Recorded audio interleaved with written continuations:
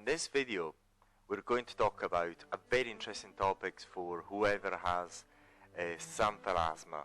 As you know, people will ask you for thousands of pounds or thousands of dollars if you're in the US or Canada in order to remove them. But fortunately, removing Xanthelasma is much easier than people in cosmetic clinics try to portray. It is still true that removing Xanthelasma using surgical means, lasers and so on, can be expensive. However, there are easier ways to remove them. And we have rediscovered TCA as people started sending us inquiries in order to buy one of our devices for Xanthelasma removal. So we made the Xanthelasmaremoval.com. Initially, as soon as we found about TCA, we sent TCA out in order to remove Xanthelasma. But what we find is TCA is quite difficult to control, and there's a certain degree of regulation of TCA as well, because once again, it's not very easy to control. But what we found then is that it was possible to remove Xanthelasma using glycolic acid and mixed with other ingredients. So glycolic acid is much easier to control than TCA. But in this video, we're going to talk about TCA. There was a very interesting blog on the web up until a year ago, and unfortunately it's out. But fortunately, we managed to save the pictures, which are not online anymore. And the pictures are of Penelope Wilcock. We have her permission to use these pictures. So what we're going to do in this video, we're going to demonstrate how TCA works for Xanthelasma removal. And in this case, Penelope used it at home. Unfortunately, the blog is not there, but we saved the pictures, thank goodness. So, and we have a certain timeline which we're going to show you immediately. So that's the these are the pictures, and we're going to show you one by one. So this is one of the first pictures before TCA was applied, and you can see the Xanthelasma in there. It's quite evident.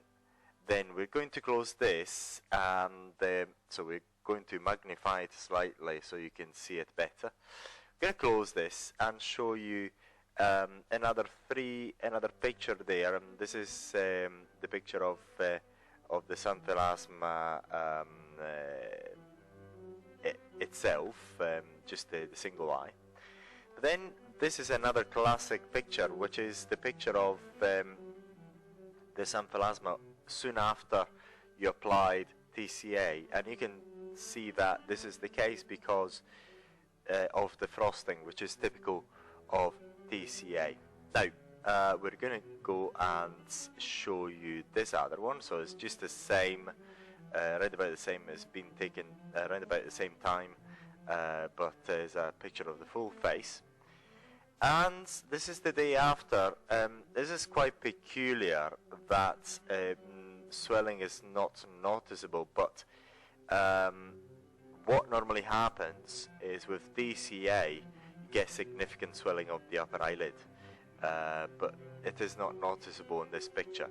But there's no frosting anymore the day after, and nothing appears to happen to the Xanthelasma. But watch this.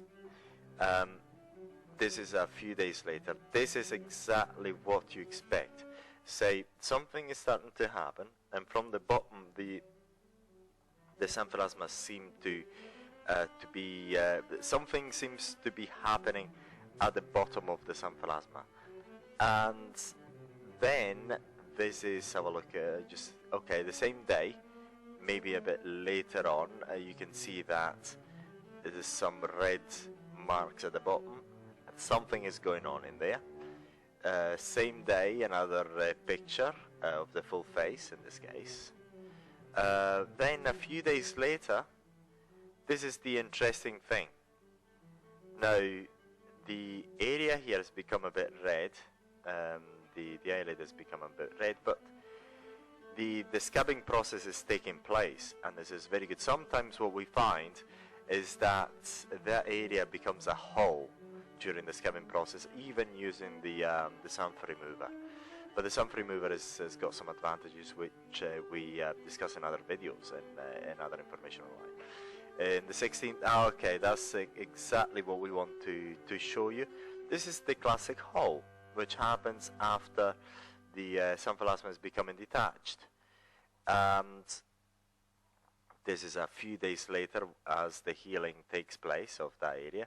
So the new skin has taken place. But as we watch the previous picture here, it's very important that in this particular, if you find yourself in this situation, you don't use any makeup or anything, is because you can get infections and they should be avoided. It's not as if, it's just the end results are not going to be as good if you get an infection. It's better to avoid them. So don't use any makeup. And this is the area as it starts to heal. That's the new skin as we shown earlier on.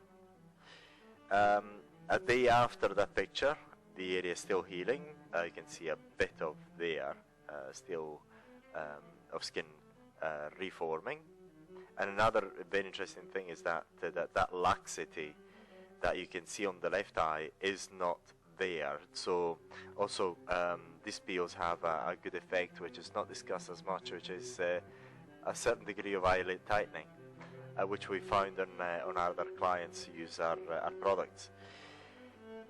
This is again the area healing, and on the 28th, I think 2 to 3 weeks after, the area is almost finished to heal, and it is much better to have this than having a normal Xanthelasma. This is another good picture showing you the results. And let's have a look. Yes, and it's also actually a few months later. Let's have a look. This is in March 2014, and this is in February 2015. So there's also, it's kind of difficult to tell where the Xanthelasma was. The authors claim that she could see it, however we cannot see it from the pictures, and I mean it's quite easy to tell that it's much better to have this end result than the Xanthelasma. Also another interesting thing, look at this beautiful eyelid on the right and this one. There's a tightening effect that's just taking place. And over a year after, that's it.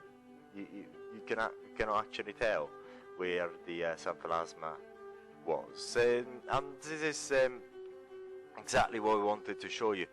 Just a note, according to the blog that was live, the product used was a TCA solution of 50%.